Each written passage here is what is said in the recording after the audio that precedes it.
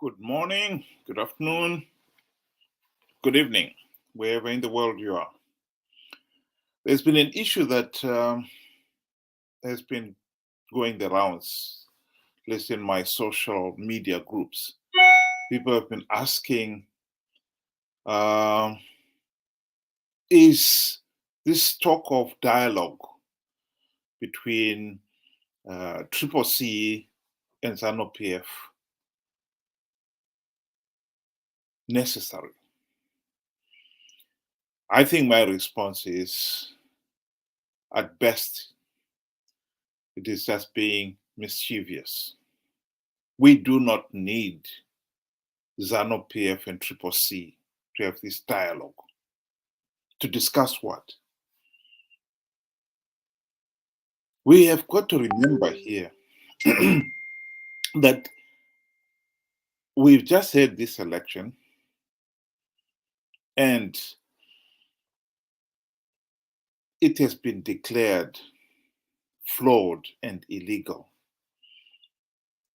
by SADC. Now, both Zanu PF and CCC want to continue as if this is business as usual. Zanu PF, as far as they are concerned, considered it as, well, okay, the SADC election monitoring group condemned the process as flawed, but those are some of the corrections we can correct in future elections. I have to remind, or we have to remind ourselves, that this is actually not the case at all.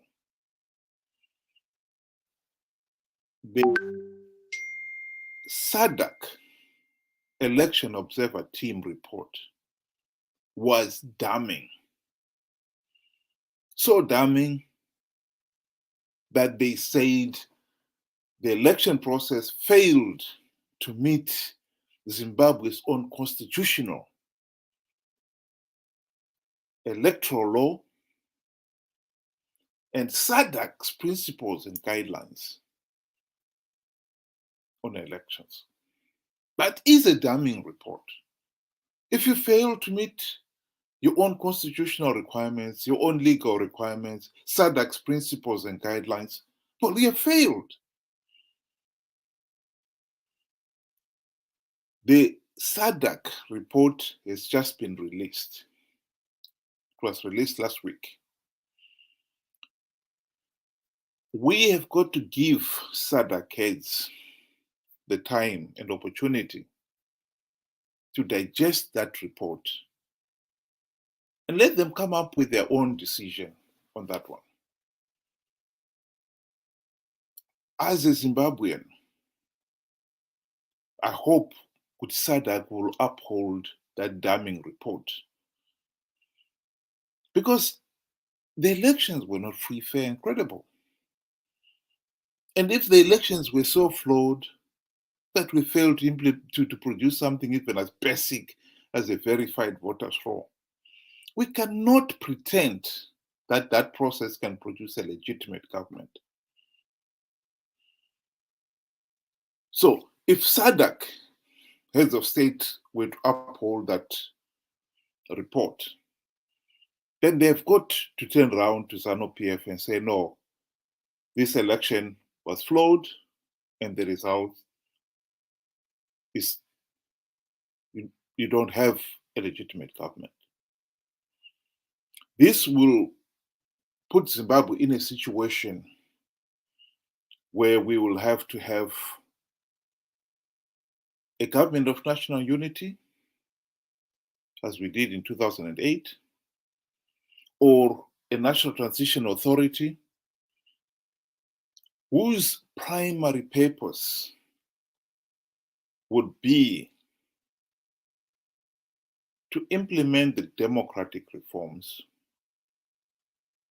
the same actually democratic reforms that Zanu PF and MDC were supposed to have implemented during the 2008 to 2013 Government of National Unity. and they failed to implement even one meaningful reform. That is where we'll be going. The worst case scenario will be SADC leaders will decide that, well, okay, the report condemns the election process, but we'll accept it. And thus give Zanu PF political legitimacy. If that was to happen, yes, then the dialogue between CCC and Zanu PF can go ahead. This will be nothing new, actually. We know that all along, whenever there have been disputed elections in Zimbabwe, there's always been call of this dialogue, national government of national unity, God knows what. It will just be a carry-on. Why would Chamisa want to have a dialogue now before SADC have made their decision? Is this to preempt SADC's decision so that they can turn around and say, oh, we are having our own dialogue, so we don't need SADC anymore? I think that would be mischievous. We have failed, at least Zanu PF and MDC/CCC have failed to address this problem of rigged elections. And therefore then, for them to preempt SADC's initiative with the idea or the suggestion that they are capable of coming up with a solution without SADC's help, to me is totally mischievous. This is the kind of destruction we don't want. We don't want to give SADC the excuse for saying, well, let's leave Zimbabweans to their own devices. Let's just listen to Chamisa's call for dialogue. Issue that tells you that even in a flawed election, we won emphatically the presidential election. We won emphatically the mayoral election. That's why we have 33 out of 34 in a flawed election. In a much more credible election, we're even going to do better, 34 out of 30. We won emphatically, even in terms of parliamentarian candidates. Yes, you may say that we have 104, as has been declared by ZEC, but we have much more. And this is why there are cases that are raised for challenge, because certain things were not done in a proper manner. It is for this reason that Zimbabwean citizens across the whole country are demanding an immediate resolution of the legitimacy crisis. But how are we going to resolve the legitimacy crisis? To lead, you need the mandate. The mandate comes from a vote. That mandate is disputed. And therefore, there has to be a political settlement, a political dialogue, immediate, to be able to deal with the issues of a disputed election. And it is in this spirit that, mandated by the citizens and by the Citizen National Assembly, we have written to SADC, the SADC Secretariat, and for the SADC Chair and heads of state, and we have communicated the same, to resolve the dispute and stalemate in Zimbabwe. We have copied Zanu PF, because you know it takes two to tango. We have also reached out to Zanu PF in their various organs to say we have to resolve the issue of a disputed election. Because even if you go by the declared disputed election, it's almost a half-half or 50-50, meaning to say that the sentiment in the country in terms of the declared ZEC result, which is flawed, the sentiment is divided. You need the country to be in a conversation on the way forward around key reforms, politically, economically, and of course, constitutionally and legally. And even building bridges with the whole world. You can't build bridges with the whole world if there are no bridges amongst yourself. So yes, isindebele sithi izandla ziyagezana. We are one people as a country. Our duty is to unite the nation and make sure that we find each other as a people and find a common way forward to resolve the issues where we have a fundamental dispute. In fact, when we go into an election, it's already a dialogue, because a ballot is a form of a dialogue. When you have Chamisa there, Mnangagwa there, on a ballot paper, it's a dialogue of the citizens. And the citizens must be able to give a mandate to the leader they want. So yes, dialogue is there, but it's half-hearted. Some would say, but look, why would you want that conversation? In the local authorities, the de facto government is CCC. In the central government, the de facto government, because of force, is Zanu PF. So we have a shared government, which may not necessarily be an inclusive government. And that shared government can only function better for the citizens if there is a conversation on a unanimous position on the credibility and legitimacy of a government. So we can stop there. I think we can we get the gist of it. But again, this is what is so disappointing about it. We have had these people have had the opportunity. MDC have had the opportunity to implement the democratic reforms to ensure that there are no disputed elections in Zimbabwe. They failed to do so. They participated in these elections, as in the past elections, knowing fully well that the process is flawed. And after participating, they claim that the process is flawed. Chamisa himself went into this election claiming that he had plugged all the Zanu PF vote rigging loopholes, only to find, like he stated in this report by SADC observers, that the voters' roll was in shambles. I mean, if you don't have something as basic as a verified voters' roll, can you seriously expect to have a free, fair, and credible election? The answer has got to be no. So we have reached this point. We've been dragged into an election process that is flawed. Everybody knew it was flawed. Everybody, including Chamisa himself, knew Zanu PF was rigging these elections. And it was SADC who intervened this time and said, no, this process is flawed. And instead of leaving SADC to carry on and carry out their task to this logical conclusion, our friends are now offering dialogue to Zanu PF. By the way, Zanu PF, at least through Chris Mutsangwa, has rejected that dialogue. But we know Zanu PF. Tomorrow they may come up with something else. The important message here is that we do not want SADC to feel that Zimbabweans are saying, no, we can solve this problem ourselves. No, we can't. We are in this mess because SADC, because Zanu PF and MDC/CCC have failed to solve this problem, this case of rigged elections and bad governance. It is ridiculous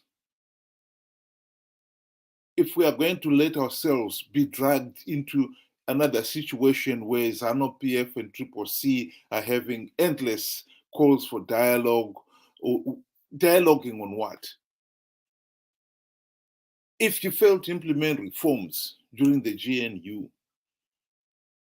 when SADC was the guarantor of that global political agreement in 2008 to 2013, do you seriously expect a government of national unity between Zanu PF and CCC would implement any reforms? The answer has got to be no.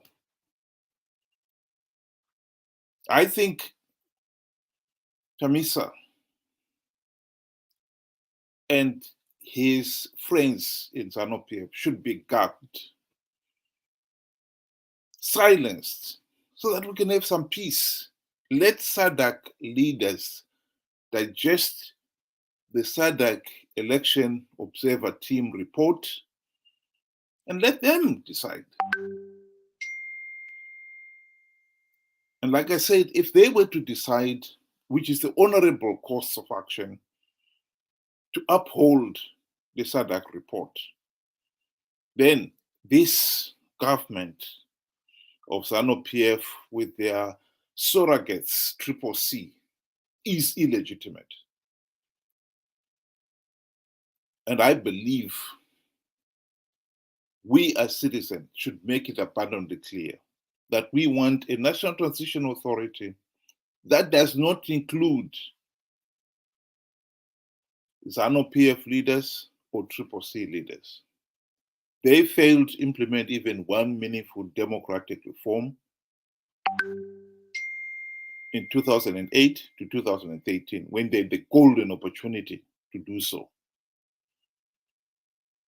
It is absolutely ridiculous to expect them to implement the reforms now. I don't think they will implement any meaningful reforms. I think the people of Zimbabwe deserve a situation where we really finally deal with this problem. We can't keep on going round and round in circles. That position should be made abundantly clear. Until SADC has made up their decision, both Zanu PF and CCC should just shut up. They really have got, we don't want to hear about their dialogue. They've been talking about dialogue ever since. They were in the GNU together. They had the opportunity to implement reforms. They failed to implement even one reform. We do not want this carry on. I think that position must be made very clear. Before I close, I'll just go to some comments. Sorry, I think I'll show the conclusion of the SADC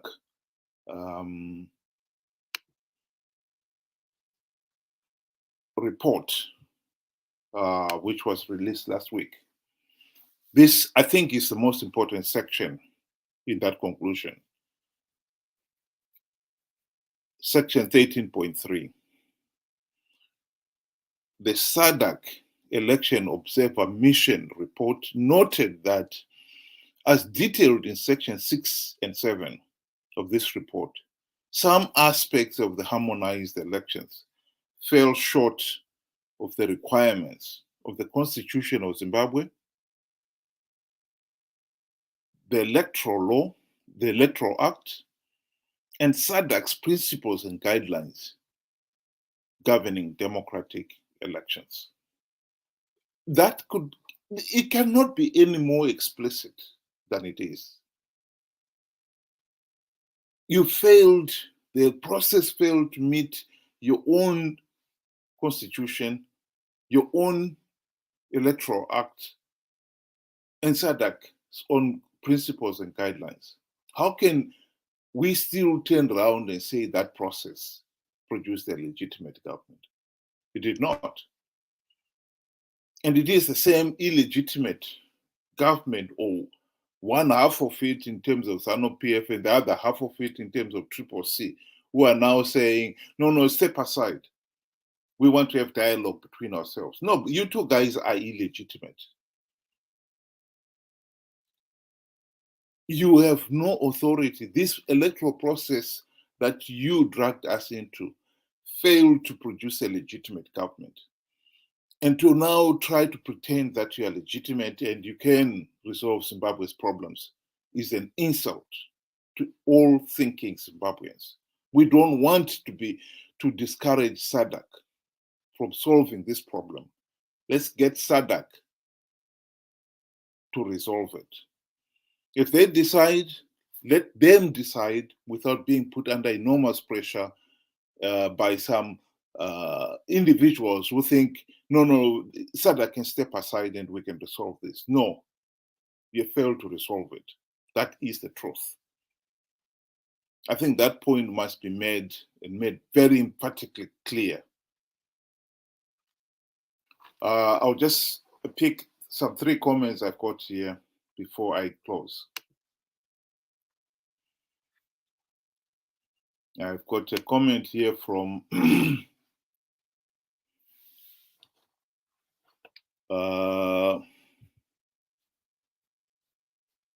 somebody who's just saying hello, Mataba. Thank you very much. Then Shelter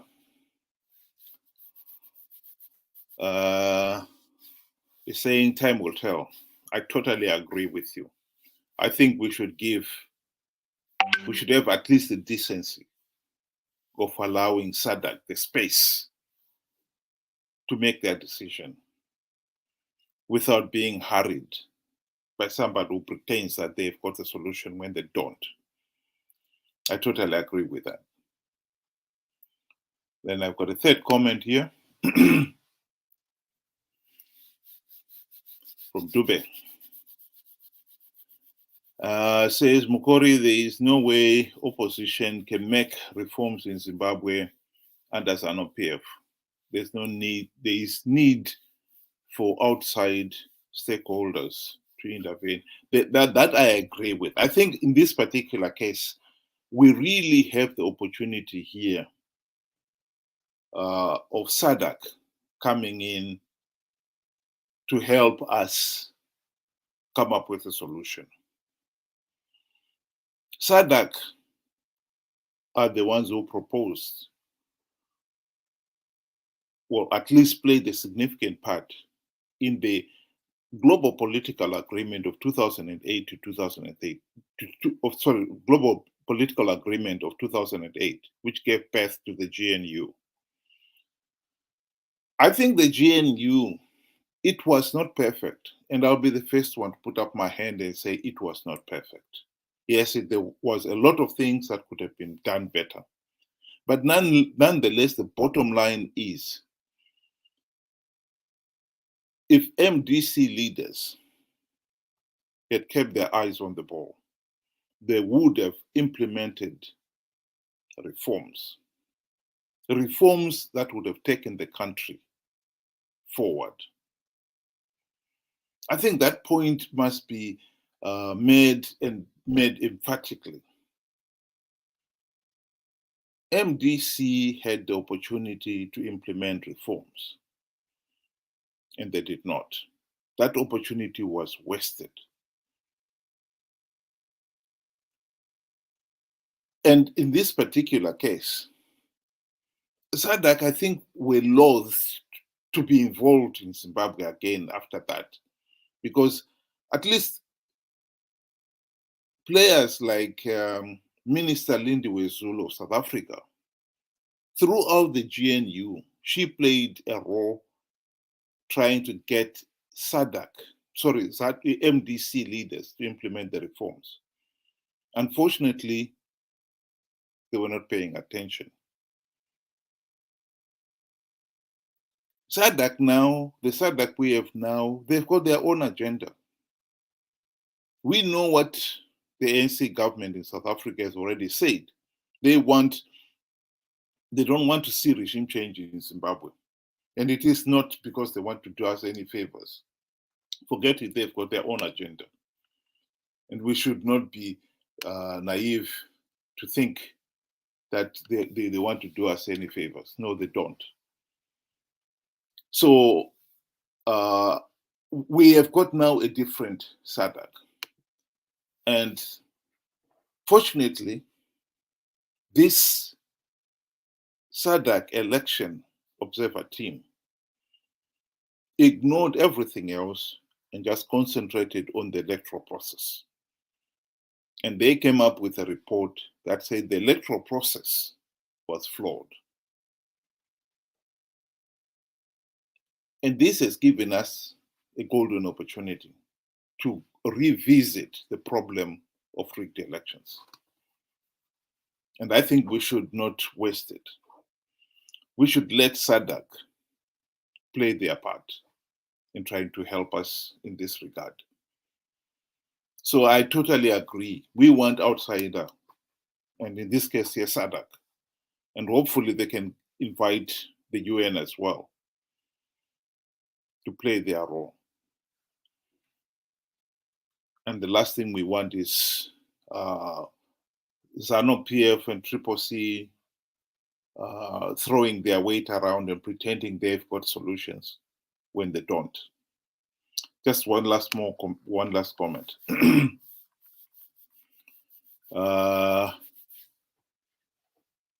This is Chikaza saying good morning. Thank you very much. Good morning to you too.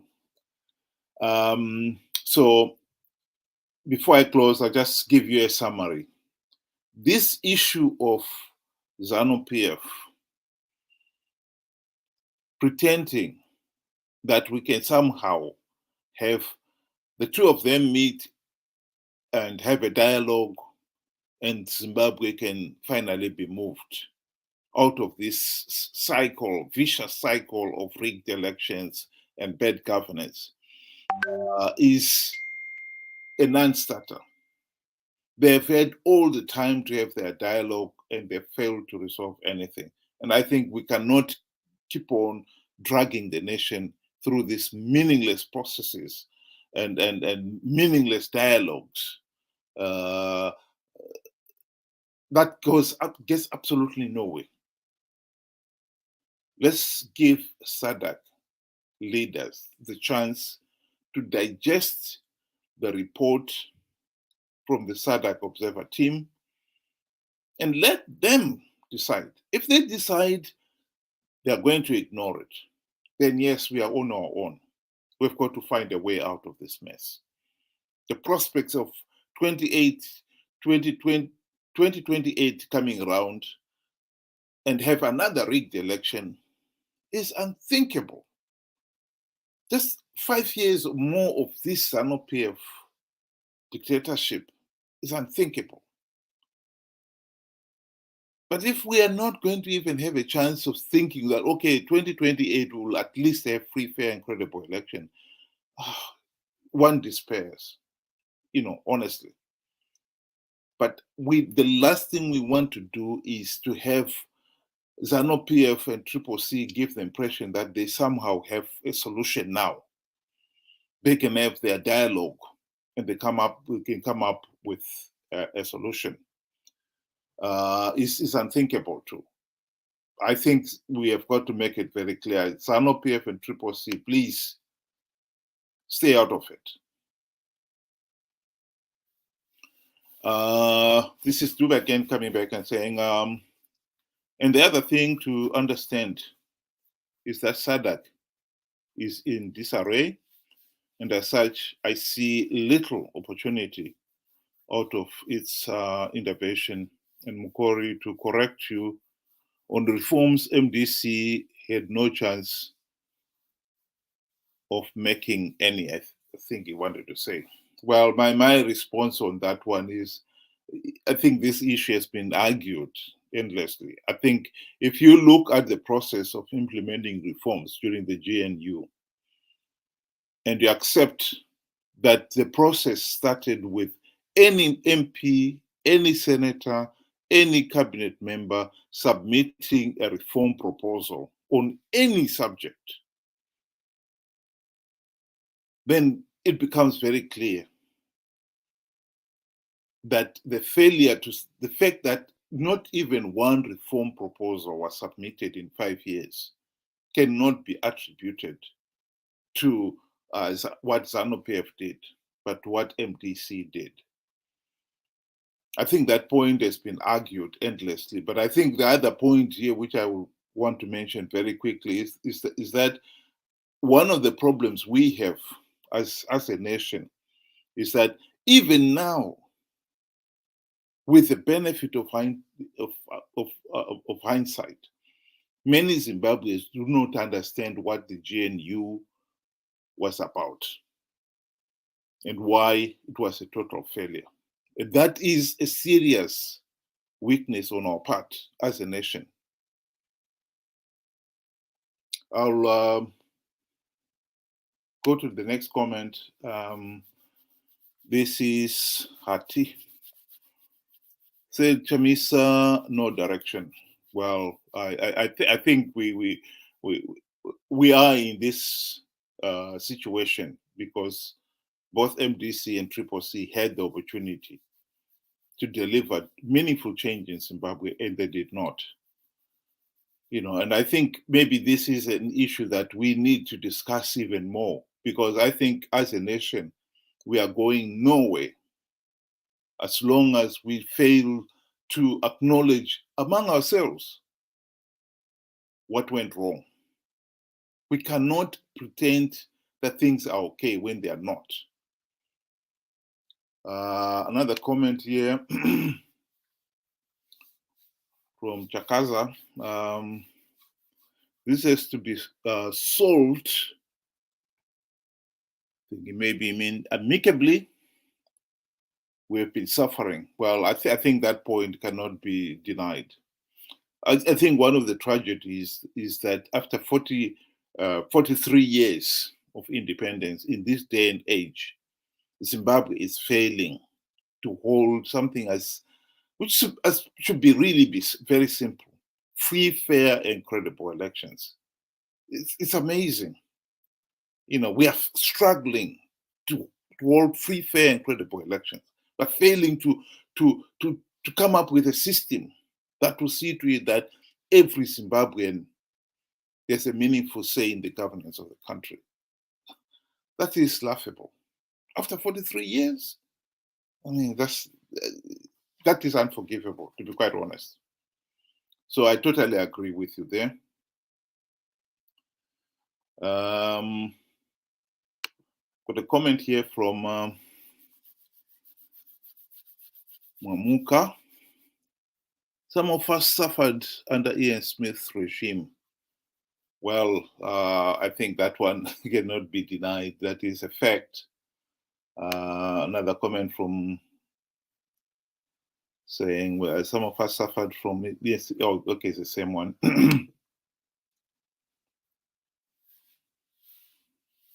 Nothing has changed. I agree. Probably worse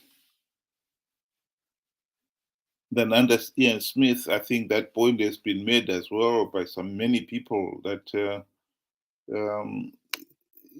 I think it is one of the tragedies of Africa, not only Zimbabwe, Africa in general, that many countries look back to the colonial days as the golden age compared to the post-independent era. I think that is a damning testimonial to our failure to govern ourselves. I think it is tragic. There's really no excuse why we are failing to hold free, fair, and credible elections, as far as I'm concerned. Dube just come back on and to say, if you look at key ministries that were held by Zanu PF, it made it impossible for reforms. Well, Dube, I think what you've got to understand is the process of reforms. Like I explained before, the process of reforms did not ask whether you're a minister or just a member of parliament and from which part. It didn't. All you had to do is submit your reform proposal. So if you were a member of parliament during the GNU, and remember, some of those members of parliament were not really elected in that election. Some of them had lost that election, but because the whole process was declared null and void, they just said, okay, those who had been elected, will put them in, and we'll co-opt a few others as well. And some of them who had not been elected as members of parliament went on to be ministers even. If I remember correctly, Atham Tambara was deputy prime minister, and yet he had not won a parliamentary seat. But that didn't matter. you were part of that government of national unity. Any one of those could submit a reform proposal. You put it before Parliament. Take, for instance, reform proposal. How are we going to change ZEC so that it becomes independent and is able to deliver free, fair, and credible elections? Those are the reform proposals we are talking about. You go through what you think should be done. Parliament then goes through your proposal. They can add things to it. They can take some of the things out and fine-tune it, fine-tune that proposal. And once Parliament has agreed, they can pass it on to the Senate, I suppose, for their own chance to chew it. And then the final reform proposal would then be submitted to then President Robert Mugabe.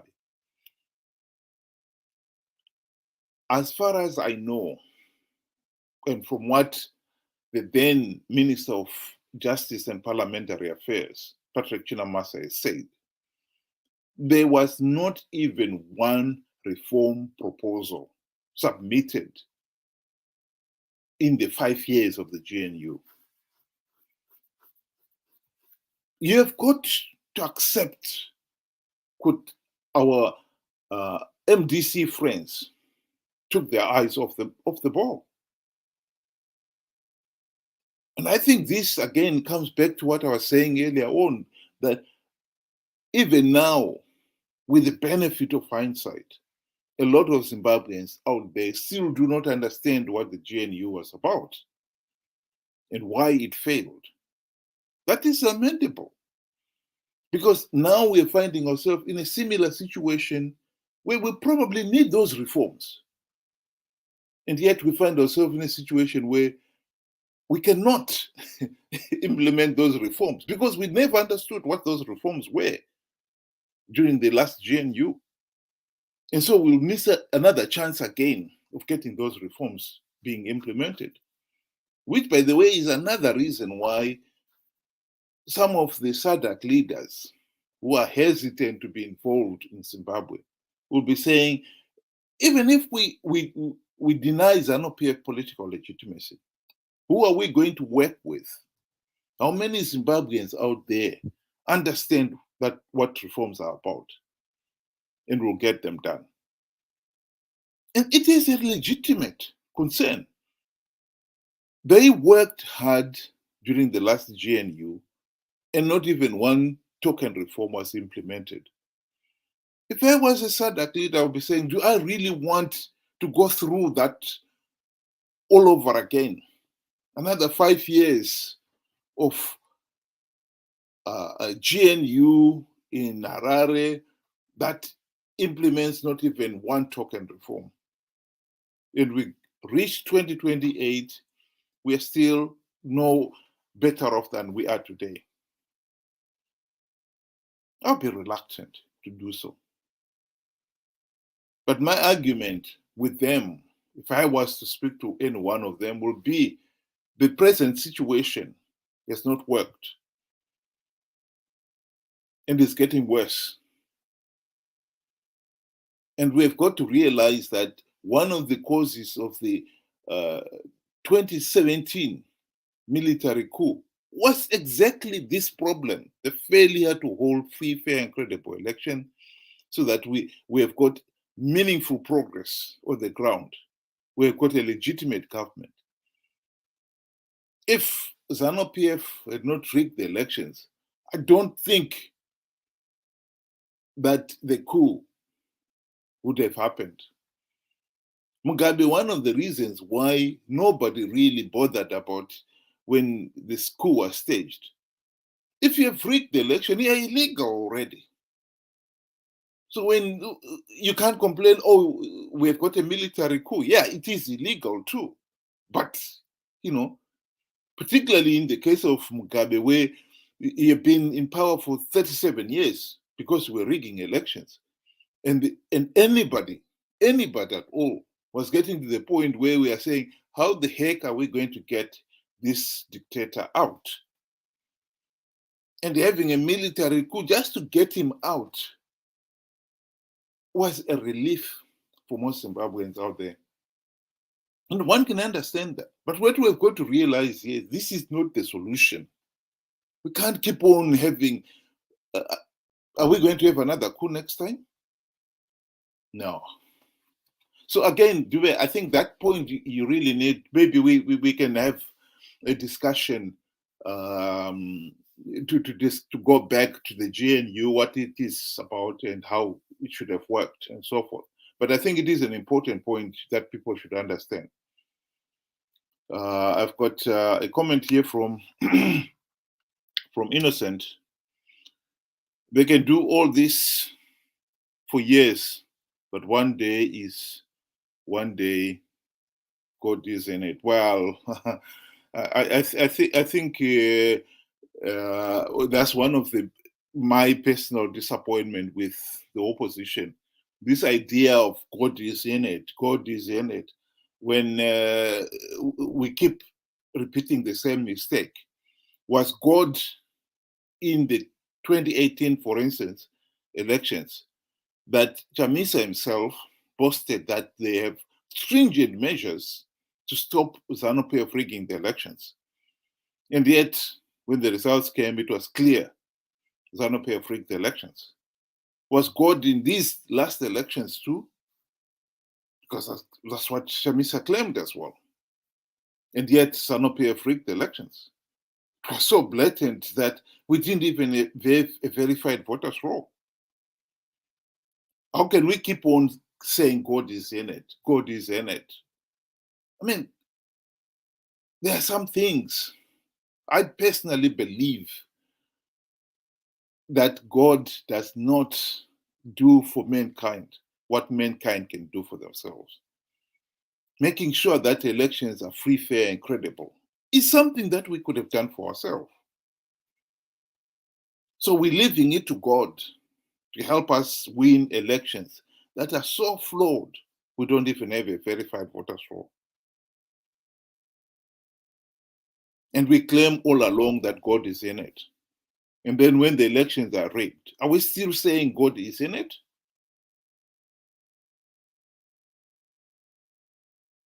I'm not going to pretend that I'm a Christian, but I know a bit of the Christian doctrine to know that one of the things that is outstanding in the Bible is that you should not put God to the test. Are we not putting God to the test here by participating in flawed election one after another and saying God will still win big because God is in it? I don't think so. I think some of these things, when you try to evoke divinity, we should be careful. I'm not saying Chamisa does not have divine inspiration on those issues. I don't know. Maybe it does. Maybe it doesn't. But I think we should be very careful when we evoke God, particularly when it's a situation where we claimed God was in it, and then the result is something else. You know, are we saying it was God's fault? I would want us to think that it was not God's fault. I would want to believe that those who thought God was in it were not telling the truth. God wasn't in it. God was never in it. Let's go to another comment here. Dube is saying Zanu PF Mkori wasn't going to accept, as you can see, a clear electoral process with a lot of discrepancies. Zanu PF, I think, again, Dube, you need to understand, the GNU was a government of national unity. It wasn't a Zanu PF government. It wasn't an MDC government. It was a government of national unity. Yes, Zanu PF were in it. Yes, they would have wanted to put spanners in the works, but that did not stop the MDC leader submitting the reform proposal. If they had submitted the reform proposals and Zanu PF members of parliament were dragging their feet, we'll be talking of something different here. If they'd submitted the reform proposals, Parliament had approved it, the Senate had approved it, submitted it to Mugabe, and Mugabe refused to sign it so that it could be implemented. That would be a different discussion. Mugabe never refused to sign any reform proposal. Not one reform proposal was put before him. So we should not be discussing what might have happened, which did not happen. Let's discuss what happened.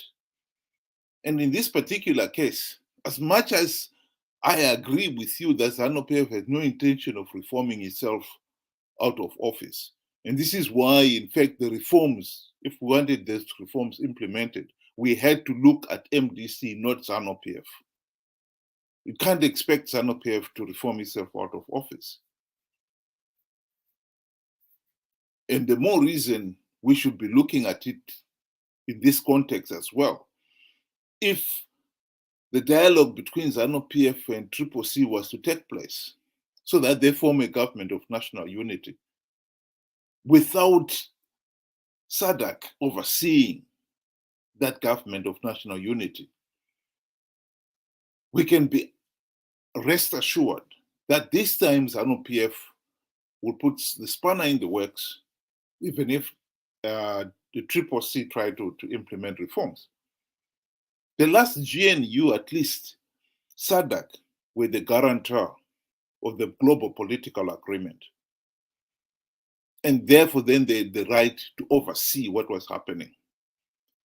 And if MDC leaders had submitted reforms and they were finding Zanu PF was dragging his feet, they had to go back to SADC and saying, we can't implement reforms because Zanu PF is dragging his feet.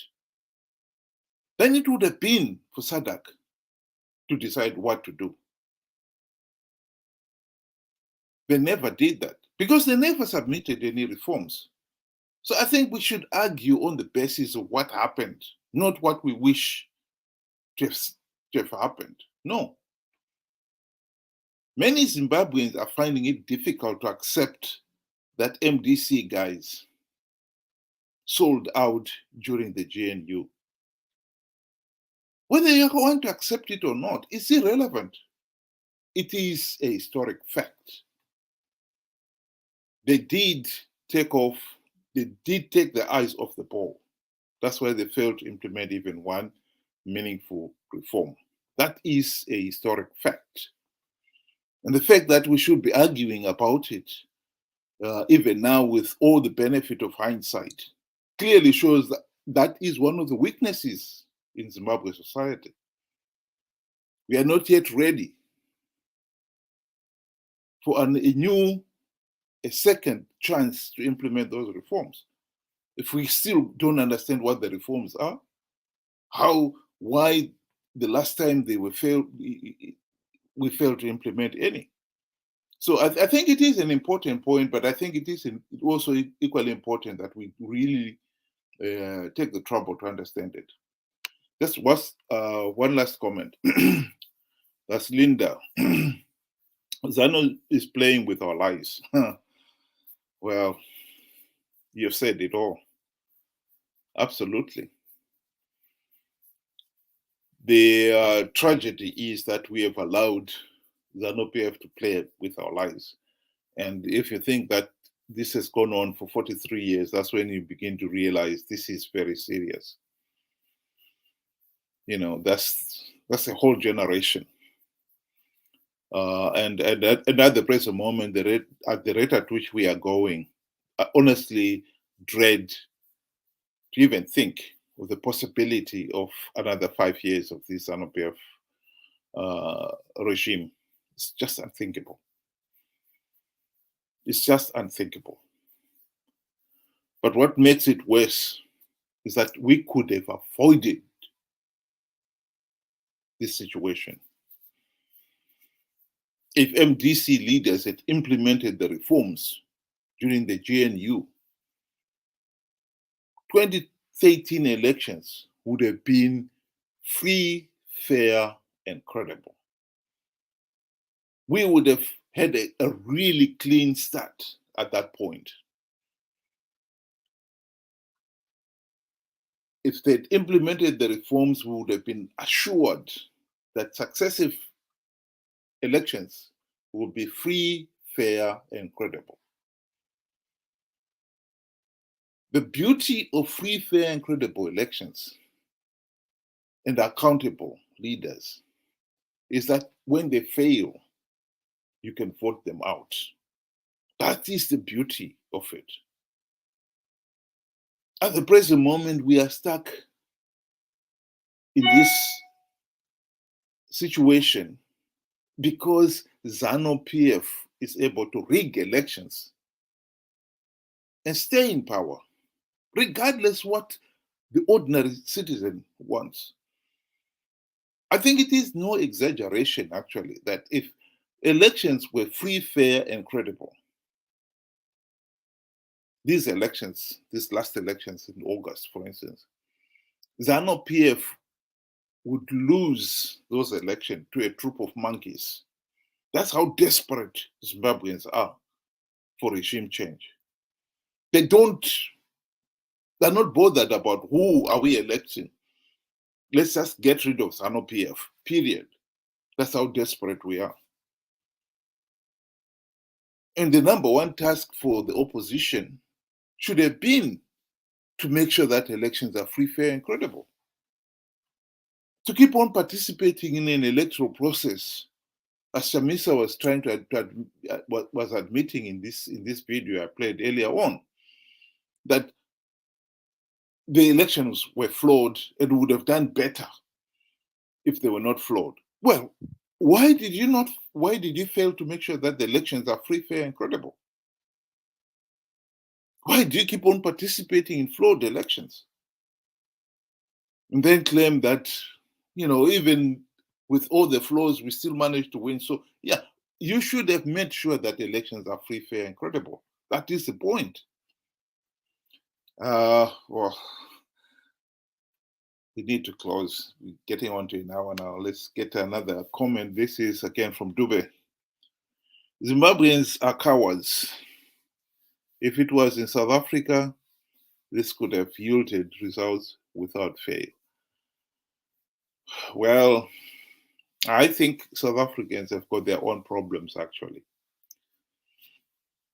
I think South Africans have fallen the same trap as we did in Zimbabwe. We believed that Zanu PF would never let us down. That is soon after the elections. Zanu PF could do nothing wrong. And our focus on the Liberation Party was such that we were willing to give them a lot of rope. South Africans have done the same mistake. ANC has been in government for 30 years. And I think you and me will be honest enough to accept the reality in South Africa right now is that their economy is in serious, serious trouble. South Africa is not yet a failed state like Zimbabwe, but it is moving in that direction. And this is actually one of the reasons why ANC is as keen as mustard to make sure that there is no regime change in Zimbabwe. Because I believe ANC realizes that if there was to be regime change in Zimbabwe, if the August elections had been free, fair, and credible, like I said, the people of Zimbabwe are so desperate to get rid of Zanu PF, they would have voted for anybody. And the opposition coming into power, as they did during the GNU, there was some economic recovery. In fact, the first year of the GNU, the Zimbabwe economy grew by 20%. The previous year, it had been minus 6%. That just the abolishing of the Zimbabwe dollar alone restored confidence. People could start trading again. Because when you have inflation sitting at 500 billion%, it was impossible to do business. I was in Zimbabwe in 2008. You cannot, whatever you buy and you get paid in Zimbabwe dollars, you should try either to spend the Zimbabwe dollars before you go home, or change them to the US dollar or rand or something before you go home. Because could by the morning, those Zimbabwe dollars would have lost so much value. Prices could double in a matter of hours. That is how bad the situation was. It is impossible to do business under those conditions. Near impossible. Yes, some of the things you cannot help it, but because you've got to eat, or you've got to have your medical attention and so forth. Yes, but most of the normal business was impossible to do. That's why the shelves were empty. That is the problems with Zimbabwe. South Africa is having the same economic challenges. And I believe that if we had elected an opposition and they abolished the Zimbabwe dollar, right now the economy would have started showing significant improvements. And just the confidence of the fact that we do not have the corrupt and tyrannical Zanu PF will restore confidence in our economy. South Africans would have realized that. So they would have also clicked on and said, well, wait a minute. If we can change this ANC government after 30 years, and no one can deny there's been corruption in South Africa. The ANC regime has been incompetent. You cannot deny it. It's there. The chances are South Africans would have seen that Zimbabwe is improving. And I think they would have wanted the same thing for themselves. ANC would have had an uphill campaign to try to justify why they should be voted back into office. But if Zanu PF is still in power in Zimbabwe, even if the economy continues to deteriorate,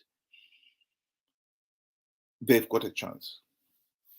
So in many ways, yes, Zimbabweans are cowards, but I think South Africans have had the same problems as well. A really healthy and functioning democracy is actually when the electorate can black out your performance in the past and look at how are you going to take the country forward from this point on. That is what people should be able to do. The British people, after the Second World War, had the elections in 1945. Winston Churchill had been the prime minister throughout the Second World War. But for that campaign of 1945, the Conservative Party really failed to give people a vision. How are we going to move out of the war back to normality? The Labour Party had worked on that point, and they were able to give people hope, a vision. And people were able to make a decision and say, right, we'll vote for the Labour Party. As much as we respect Winston Churchill for having been the leader throughout the Second World War, going forward, we need somebody who offers what we need as a vision. South Africans have had the same problem of failing to see that. They've been more faithful to ANC because it is the party that delivered independence, regardless of whether ANC was offering them a vision going forward. Zimbabweans, I think our history speaks for itself. Even at the time of the Gukura Wundi, at the height of the Gukura Wundi, some people still refused to accept that Robert Mugabe could do anything wrong. That's how tunnel vision we were. It took nearly 20 years before people could accept that Robert Mugabe was a dictator.